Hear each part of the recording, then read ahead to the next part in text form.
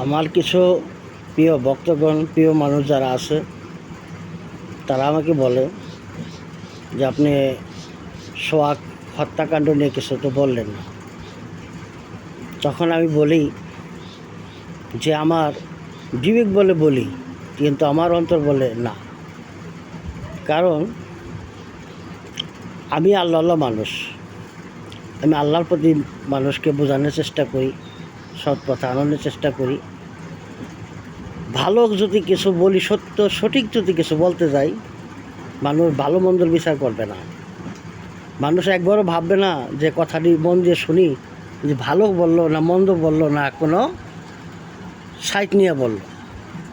তো ভালো কথা বললো এটা বিবেচনা না করে মানুষের মনুষ্যত্ব হারিয়ে গেছে, ওইটাকে একদিকে চাপাই দেওয়ার চেষ্টা করে দলীয়ভাবে। এই যে সোহাগকে যখন পাথর নিক্ষেপ করে হত্যা করা হইল, মিরপুরে রোডে অনেক মানুষ দাঁড়িয়েছিল। তারা যদি ইচ্ছা করতো যে এত মানুষ তারা দাঁড়াই রয়েছে, একটা জাকর দেই বা মানুষকে ডাকে বা একটা হুমকি দেই, তাইলে সোহাগের প্রাণটা বেঁচে যেত। তাও যখন না পারছিল, মানুষ ভয়ে যখন এতই আতঙ্ক ছিল, আসলে ভয় পাওয়ারই কথা। দেশে যেভাবে বিশৃঙ্খলা সৃষ্টি হয়েছে, ঢাকার শহর কাউকে মারলে কেউ সাহস পায় না, কারণ যে আমি যে আগে বাড়ুম, আমার পিছিয়ে আমার লোক থাকবে কিনা, এই চিন্তা ভাবনা করে মানুষ আগে বাড়ে না। এর জন্যই খুনিরা এবং অপরাধীরা অপরাধ করতে সাহস পায়। সবাই যদি ঐক্যভাবে যে লোক ঝাঁপিয়ে পড়তো, তাইলে অপরাধীরা অপরাধ করতে কখনো সক্ষম হতো না, সাহস পাইত না। তাও যখন পারছিল না, মিরপুর যখন হত্যাকাণ্ড সংঘটিত হইল, তখন বাবুবাজার ব্রিজের নিচে পুলিশ সার্জেন্ট সবসময় থাকে। বাবুবাজার ব্রিজের উপরে পুলিশ সার্জেন্ট সবসময় থাকে। চতুর্দিক দিয়েই ঢাকা শহর পুলিশ সার্জেন্ট এবং আইন প্রশাসন কেউ না কেউ থাকে।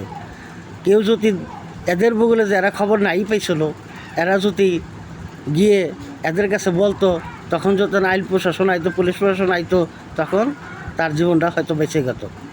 সোহাগের পরিবারটা এভাবে তাকে হারাইতে হইতো না। কেউ এটা করেনি।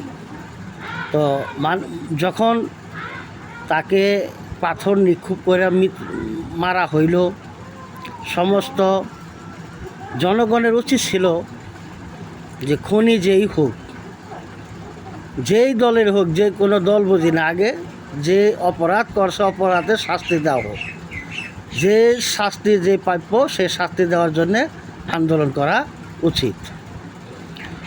তো ওইভাবে যদি ঐক্যভাবে ওই অপরাধীর জন্যে আগে আন্দোলন করত, পরবর্তীতে যখন দেখতো যে উনি কোনো দলীয় লোক বা অমুক দলের লোক চাঁদা চাই, তখন যে থানা পর্যায়ে যে নেতা আছে, সংসদ সদস্য নেতা, তাকে বিরুদ্ধে আন্দোলন করত, তাকে জবাবদিহি করত যে তোমার দলে এই চাঁদাবাজ, এই খুন খারাপি। তখন সে যদি বলে যে না, আমার দলে খুন খারাপি এবং চাঁদাবাজি এবং যেই অপরাধী হোক সে আমার না, তাকে আইনের আওতায় না, যা শাস্তি দেওয়া তোমরা দাও, তখন তাকে দোষী সাব্যস্ত করা যায় না। আর যদি সে ওইটা না বললে, সে যদি তাকে শেল্টার দেওয়ার জন্যে থানায় ফোন করে, অপর লেভেলে ফোন করে, তখন তার বিরুদ্ধে আন্দোলন অবশ্যই করা যায়। যখন তার বিরুদ্ধে আন্দোলন করবে, তখন যদি তারেক জিয়া তাকে শেল্টার দেয় বা তাকে বাঁচানোর চেষ্টা করে, তখন তারেক জিয়ার বিরুদ্ধে তখন আন্দোলন করা যায়। এর আগে ফট করে পুরো একটা দলকে এইভাবে হুমকির মুখে ঠেলে দেওয়া যায় না যে তাকে নিষিদ্ধ ঘোষণা করা হোক। সব কিছু যাচাই বাছাই করে বিবেচনা করে কাজ করতে হবে। হয়তো এমন কোনো পেতি নেতা থাকে, বড় নেতাদের জানা থাকে না, যখন জানে তখন তার অ্যাকশন তার নেওয়া উচিত। আর বড় নেতাদের তার দলে চাঁদাবাজ আছে কিনা, সন্ত্রাস আছে কিনা এবং খারাপ লোক লিপ্ত আছে কিনা, তার এটাও জানা এবং যাচাই বাছাই করা উচিত। তাকে সতর্কমূলকভাবে তার বিরুদ্ধে কথা বলা উচিত। তারেক রহমান সে লন্ডনে আছে, কোন নেতার কোন জায়গায় কোন খারাপ লোক ভালো লোক আছে তার এতটা জানা নেই। তাইলে সেই কথা বিবেচনা করেই সতর্কমূলকভাবে আন্দোলন গড়ে তুলতে সক্ষম হতে পারে।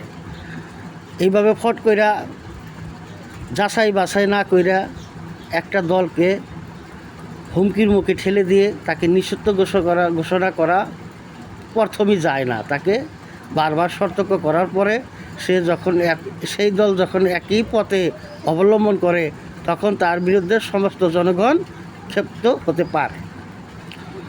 এই আমি যে কথাগুলো বলছি আমার জ্ঞান থেকে বলছি, আমার মন থেকে বলছি যে এটাই সঠিক পথ। যখন যাহা কিছু করো, যে ছোটোবেলায় শুনছি মুরব্বীরা বলতে সিলে কান হয়ে গেছে, সবাই কানের পিছনে দৌড় পারছে, কেউ কানে একবার হাত দিয়ে দেখে নেই।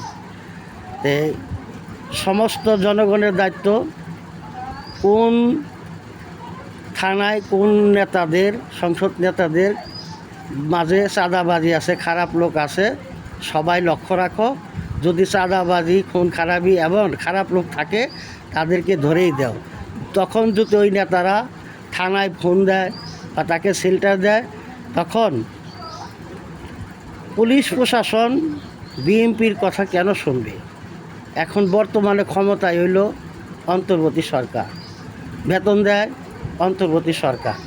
অন্তর্বর্তী সরকারের কথাই সমস্ত প্রশাসন শুনতে বাধ্য। তারপরে যদিও অন্তর্বর্তী সরকারের কথা না শুনে তখন অন্তর্বর্তী সরকারিরা পুরো অ্যাকশন নেবে। এখন অনেকেই বলে যে বিএনপির অমুক দলে চাঁদাবাজি আছে, কিন্তু তাদের কথা বলতে গেলে, তাদের কমপ্লেন করতে গেলে থানায় মামলা নিতে চায় না। কেন? এখন তো বিএনপি ক্ষমতায় নাই।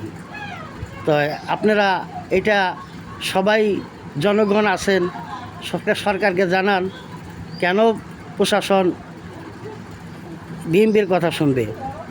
আর বিএনপির যেই নেতার লোক এরকম কাজ করবে তাদেরকে আপনারা ধরেই দেন কি খারাপ আছে, তাহলে দেশে আর বিশৃঙ্খলা থাকবে না, কোনো নেতাদেরও বদনাম হবে না, তারেক রহমানেরও এত বড় অপবাদ সে নীতি হইতো না। সমস্ত দিক দৃষ্টি রেখে সবার কাজ করতে হবে, তাইলেই এগিয়ে যেতে পারবে। আর নাইলে এই বাংলাদেশ সোনার বাংলাদেশ থাকবে না, বিশৃঙ্খলায় পরিণত হবে। সবাই কথাটা বেশি বেশি শেয়ার করে দেবেন। সবাই ভালো থাকবেন, সুন্দরভাবে সবাই দেশকে ভালোবাসেন, সুন্দরভাবে আইন শৃঙ্খলা বজায় রাখার চেষ্টা করেন।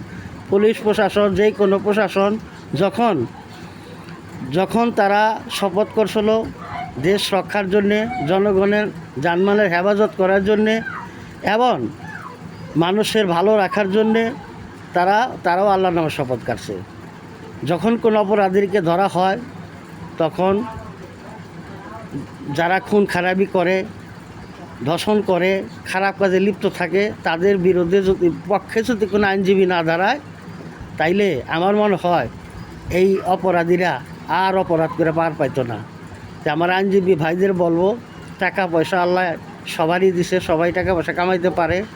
তো এই ধরনের যারা প্রকাশ্যে যারা খুন খারাপি করে, যারা চাঁদাবাজি করে, যারা জোর জুলুম অত্যাচার করে, এদের বিরুদ্ধে আপনারা দাঁড়াইয়েন না, তাইলে এরা এমনি সোজা হয়ে যাইব।